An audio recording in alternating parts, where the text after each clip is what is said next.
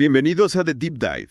Prepárense para una inmersión profunda en un tema que, admitámoslo, a veces nos da un poco de guerra: las emociones. ¿Alguna vez te has sentido como atrapado por la tristeza o la rabia?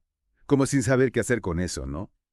Pues hoy vamos a intentar descifrar ese lenguaje un poco secreto que parecen hablar nuestros sentimientos. Muchas veces nos han dicho que hay que controlar las emociones, ¿verdad? Yeah. Que hay que mantener la compostura, pero en realidad intentar reprimirlas es como, no sé, como intentar contener un volcán a punto de erupcionar.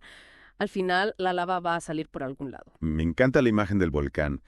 Y es que, como decíamos, no se trata de ver las emociones como enemigas, sino más bien como señales, ¿no? Avisos que nos manda el cuerpo para decirnos algo. Exacto. Imagínate que vas conduciendo tan tranquilo y de repente se enciende una luz roja en el salpicadero. ¿La ignorarías? Probablemente no, porque sabes que te está avisando de que algo no va bien. Pues con las emociones pasa un poco lo mismo. Cada una tiene un mensaje importante que darnos. Vale, me gusta esa idea. Pero, ¿cómo se supone que aprendemos a interpretar esas señales? A veces parece que hablan en un idioma que no entendemos. Para empezar, es importante recordar que todas las emociones, incluso las que nos parecen negativas, tienen una función. El miedo, por ejemplo, nos protege del peligro, ¿no? La ira nos ayuda a poner límites cuando es necesario y la tristeza nos permite procesar las pérdidas. O sea que no se trata de eliminar las emociones, sino de comprender qué nos quieren decir. Precisamente. La clave está en aprender a escucharlas con atención y responder de forma constructiva. Y aquí es donde entran en juego las estrategias de gestión emocional. Hablemos de esas estrategias. Porque, sinceramente, a veces me siento como un barco a la deriva en un mar de emociones. Lo primero es dejar de remar a contracorriente. Aceptar que las emociones son parte de nuestra experiencia humana y que intentar negarlas solo nos lleva a sufrir más. Aceptarlas, incluso cuando nos hacen sentir fatal. Aceptarlas no significa que nos gusten ni que las aprobemos. Simplemente reconocer que están ahí. Es como si tuviéramos un invitado en casa que no nos hace mucha gracia. No podemos echarlo a patadas, pero tampoco tenemos que invitarlo a cenar. Podemos simplemente dejar que esté un rato hasta que decida marcharse por su cuenta. Qué buena analogía. Entonces el primer paso es la aceptación. Exacto. Aceptar sin juzgar, sin resistirse. Observar la emoción con curiosidad, como si fuéramos un científico estudiando algo nuevo. Y una vez que hemos aceptado la emoción, ¿qué hacemos con ella? Bueno, hay muchas estrategias. Una básica, pero muy efectiva, es la respiración. Respirar. Tan simple como eso. Sí, respirar de forma consciente nos ayuda a regular nuestro sistema nervioso y a calmar la intensidad de la emoción. ¿Cómo funciona eso? Cuando estamos estresados o ansiosos, respiramos de forma superficial y rápida, ¿verdad? Al respirar profundo y lento, le enviamos una señal al cerebro de que estamos a salvo, y eso ayuda a reducir la sensación de alerta. O sea que algo tan sencillo como respirar nos puede ayudar a controlar nuestras emociones. Así es. Y no solo eso, también nos da un espacio de pausa, un momento para observar la emoción sin dejarnos arrastrar por ella. Un momento para pensar antes de actuar. Exactamente. Y eso nos lleva a la siguiente estrategia. Identificar la emoción. ¿Identificar la emoción? ¿A qué te refieres? A veces sentimos una mezcla de emociones y no sabemos muy bien qué estamos experimentando. Puede que nos sintamos mal, pero no sepamos si es tristeza, frustración, rabia. Claro, es como tener un cajón desastre lleno de emociones y no saber ni por dónde empezar a ordenar. Pues identificar la emoción es como ponerle una etiqueta a cada una de esas emociones para saber qué tenemos delante. Y para eso necesitamos desarrollar nuestro vocabulario emocional. Vocabulario emocional. Eso suena interesante. ¿Puedes contarnos más sobre eso? Claro. Nuestro vocabulario emocional es el conjunto de palabras que usamos para describir cómo nos sentimos. Cuanto más rico sea ese vocabulario, mejor entenderemos y expresaremos lo que sentimos. Es decir, que si solo decimos me siento mal, nos estamos perdiendo muchos matices. Exacto. En lugar de me siento mal, podríamos decir me siento triste, me siento frustrado, me siento decepcionado. Cuanto más precisos seamos al nombrar la emoción, mejor la gestionaremos. Me gusta la idea de ampliar nuestro vocabulario emocional. Es como si tuviéramos una paleta de colores más amplia para pintar nuestras experiencias. Precisamente. Y una vez que hemos identificado la emoción, podemos empezar a explorarla con curiosidad. ¿Qué me quiere decir esta emoción? ¿Qué necesito en este momento? O sea que la emoción se convierte en una fuente de información, no en un enemigo a vencer. Exacto. La clave está en aprender a relacionarnos con nuestras emociones desde la compasión y la curiosidad, no desde el miedo y el rechazo. Esto me está abriendo una nueva perspectiva sobre cómo gestionar mis emociones. Tengo curiosidad por saber qué otras estrategias hay. Hay muchas más, pero te puedo adelantar otra que es fundamental: la expresión emocional saludable.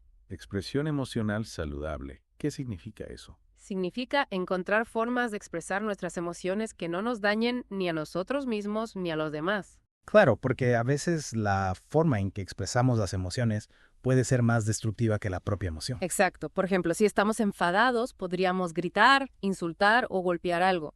Pero eso no va a resolver el problema, más bien lo empeorará. Entonces, ¿cuáles serían formas saludables de expresar nuestras emociones? Depende de la emoción y de la persona.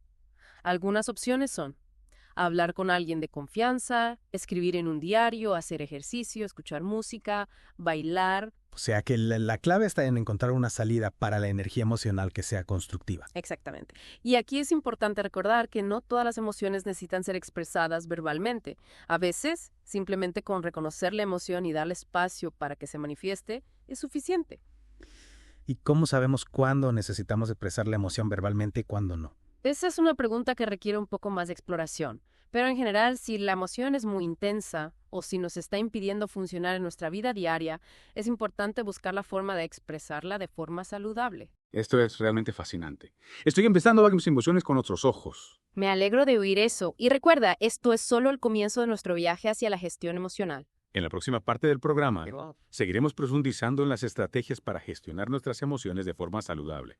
No te lo pierdas. Retomamos nuestro viaje por el mundo de las emociones. Y en esta parte vamos a centrarnos en algo que a todos nos interesa: cómo gestionarlas para vivir mejor. Totalmente.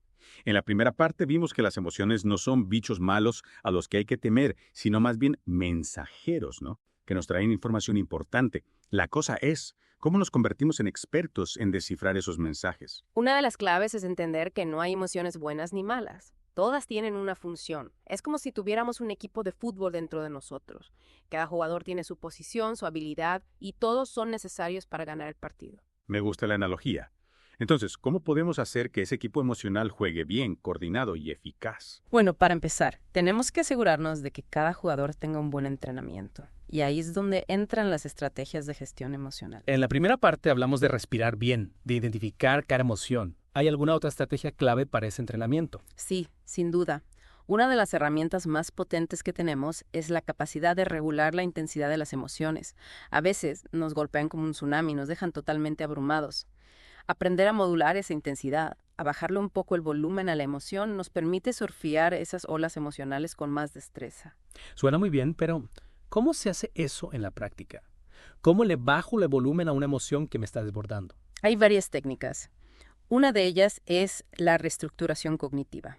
Básicamente se trata de identificar los pensamientos que están alimentando esa emoción negativa y cuestionarlos. Muchas veces nuestros pensamientos son como gafas distorsionadas que nos hacen ver la realidad más negativa de lo que es. O sea que a veces el problema no es la emoción en sí, sino cómo interpretamos la situación. Exacto. Imagínate, por ejemplo, que te cancelan una cita importante a última hora. Tu primer pensamiento podría ser algo como: ¡qué mala suerte! Todo me sale mal.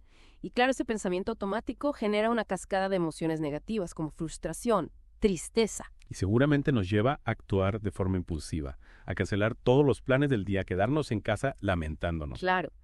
Pero si en lugar de dejarnos llevar por ese primer pensamiento, lo cuestionamos, buscamos una interpretación alternativa, la emoción cambia. Podríamos pensar: bueno, es una pena que se haya cancelado, pero al menos tengo tiempo libre para hacer otras cosas que me gustan. Cambiar el enfoque, buscar el lado positivo. Me encanta. Es como si le diéramos la vuelta a la tortilla.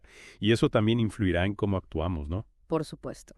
Si cambiamos los pensamientos, cambian las emociones y, en consecuencia, cambian las acciones.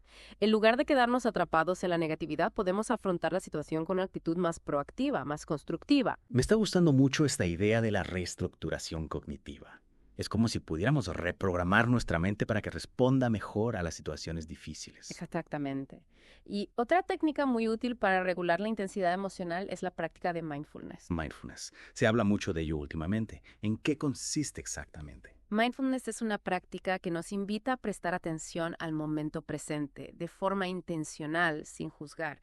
Se trata de observar nuestras experiencias internas, como pensamientos, emociones, sensaciones físicas, y también las externas, sonidos, olores, imágenes, observarlas tal y como son, sin intentar cambiarlas ni controlarlas. Es como si fuéramos un observador neutral de nuestra propia experiencia, sin dejarnos llevar por los juicios y las etiquetas que solemos poner a todo. Exacto. Y al practicar mindfulness con regularidad, desarrollamos una mayor capacidad de autoobservación y de regulación emocional. Aprendemos a detectar las señales de alarma que nos indican que una emoción está a punto de desbordarnos y podemos tomar medidas para gestionarla antes de que nos controle. Es como si tuviéramos un radar interno que nos avisa de la llegada de una tormenta emocional y nos da tiempo a buscar refugio. Exactamente. Y el refugio en este caso sería la propia práctica de mindfulness.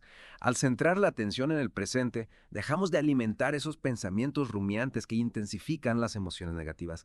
Nos damos un espacio de calma, de serenidad en medio de la tormenta. Fascinante.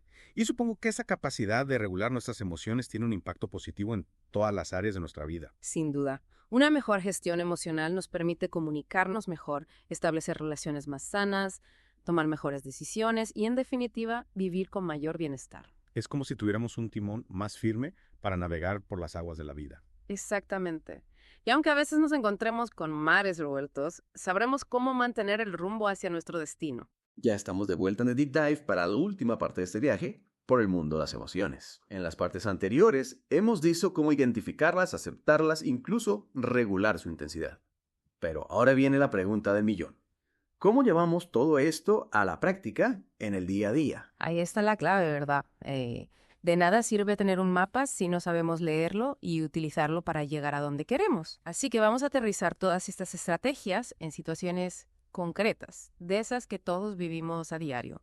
Me parece perfecto, porque a veces la teoría es muy bonita, pero luego llega la vida real y nos da un buen meneo. Totalmente de acuerdo. Pongamos un ejemplo. Imagínate que estás en la cola del supermercado, ¿vale? Y la persona que tienes delante empieza a discutir con el cajero por una tontería. La cola se alarga, la gente se impacienta. ¿Tú qué haces en esa situación?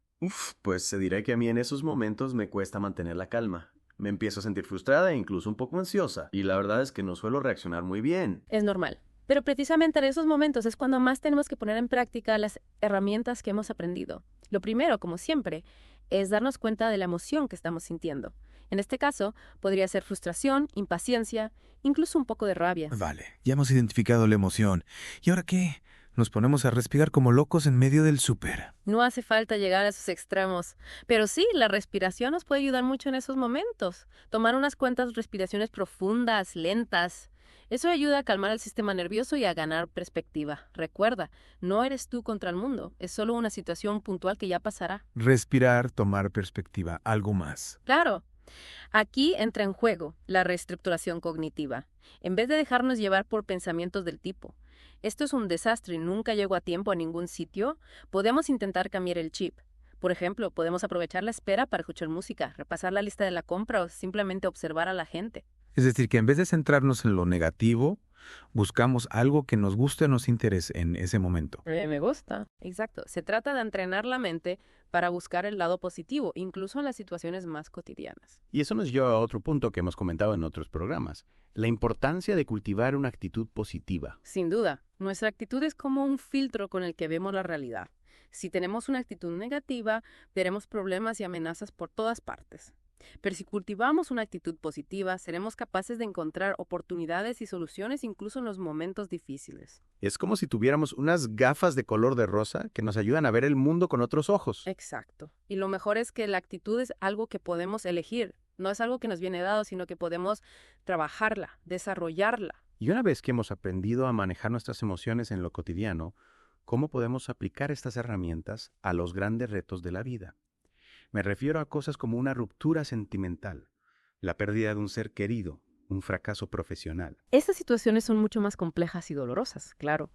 Pero las herramientas que hemos aprendido siguen siendo válidas. Lo importante es recordar que no estamos solos, que hay gente que nos quiere y puede apoyarnos, y que el dolor, por muy intenso que sea, es temporal. O sea, que no se trata de evitar el dolor, sino de aprender a atravesarlo con valentía y compasión. Exacto. Y para eso es fundamental la autocompasión.